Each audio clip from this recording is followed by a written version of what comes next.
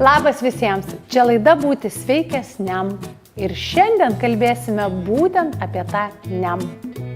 Edita, gal laikas pasikalbėti ne apie maisto pasirinkimą, bet apie gamybą. Ar neverta? Verta, kadangi gaminant patiekalus mes galime iš produkto gauti ženkliai daugiau naudos arba mažiau, o kartais galime jį netgi sugadinti. Kaip suprantu, daržovės galime palikti šios temos nuošalyje. Jas geriausia valgyti neapdorotas? Ne visai taip. Žinoma, neapdorotos daržovės yra pirmo pasirinkimo. Tačiau kai kurios daržovės įgyja papildomų naudų. Pavyzdžiui, pakaitinus pomidorą, jame atsiranda papildoma medžiaga likopenas, kuri mums padeda apsisaugoti nuo širdies kraujagyslių ligų. Arba ruošiant daržovės virimo būdu.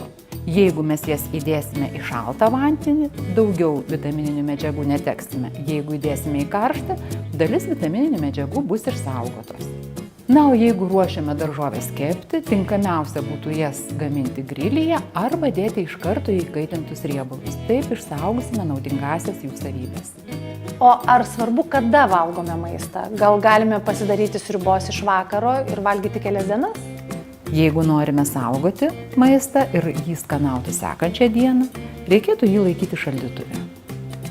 Ar yra dar kokių bendrų rekomendacijų sveikatai palankaus maisto gamybai?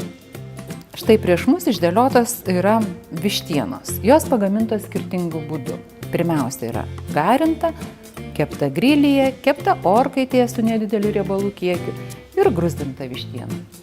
Tiesą sakant, jos čia ir išdėliotos ta tvarka, kai išsaugomos naudingiausios medžiagos, tai yra čia jų būtų daugiausia, čia būtų mažiausia.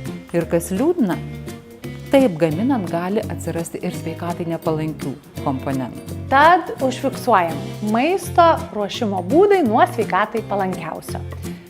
Garinimas arba virimas, kepimas ant grilio, kepimas orkaitėje su mažu riebalų kiekiu ir gruzdinimas aliejuje. Skanaukite ir mėgaukitės.